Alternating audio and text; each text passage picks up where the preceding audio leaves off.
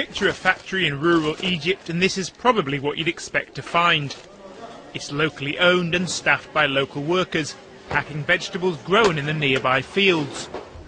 But just a few hundred metres away, another factory is being built for something far more high-tech.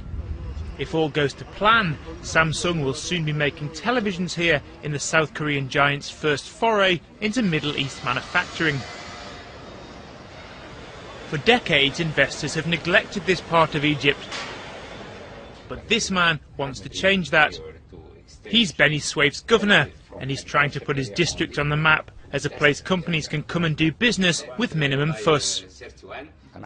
I put myself in the investors' shoes. We give them answers to all the questions that would make them either invest here or go somewhere else. I can finish all the paperwork needed and the agreement is done here in my office. And if the investor needs any paperwork done in Cairo or approvals, I make the necessary calls. This way the investor can just focus on how to get his project started. The Arab countries are looking for a dreamer or a leader, but here we are focusing on getting things done.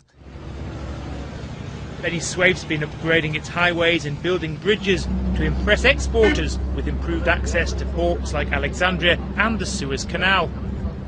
So is this enough to persuade investors to overlook Egypt's difficulties of the past couple of years? If you're debating whether Egypt would be a good place to invest in or not, I think short term it might be difficult to make that a very convincing story. But the fact is that political noise tends to dampen over time. Egypt still remains a growing economy. It has access to many trade agreements with the rest of the Arab world, with Europe, with Africa. Its proximity to Europe is immensely helpful, given those trade agreements, because quite a number of European companies are looking to find different countries to relocate to for manufacturing. Now about 500 people are currently working here building the factory, but the plan is that once it's opened, several thousand will have jobs.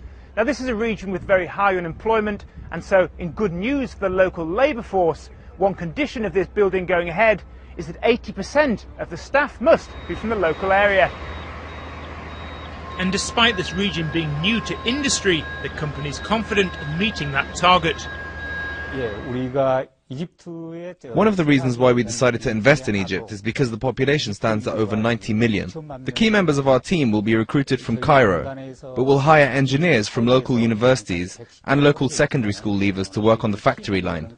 In a very short space of time, we'll be able to train our staff without any problems. For people living in the towns and villages nearby, that sounds pretty hopeful. But are the would-be workers convinced? I graduated in 2001, but since then I still haven't found a job. The youth like me have had a lot of promises. They said there would be changes in the first 100 days of the government, but up until now, nothing happened, and it is useless. The governorate is providing job opportunities, but not to Beni Suef residents.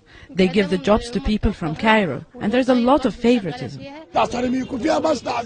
There is a ceramics factory, a biscuit factory, and more factories are going to open. The situation will be better with God willing, but people have to be patient. They have to wait and be patient and give the people a chance. So some scepticism from an unsurprisingly disillusioned population. But at least they're living in a part of Egypt that seems to have some kind of vision for how to build their economy.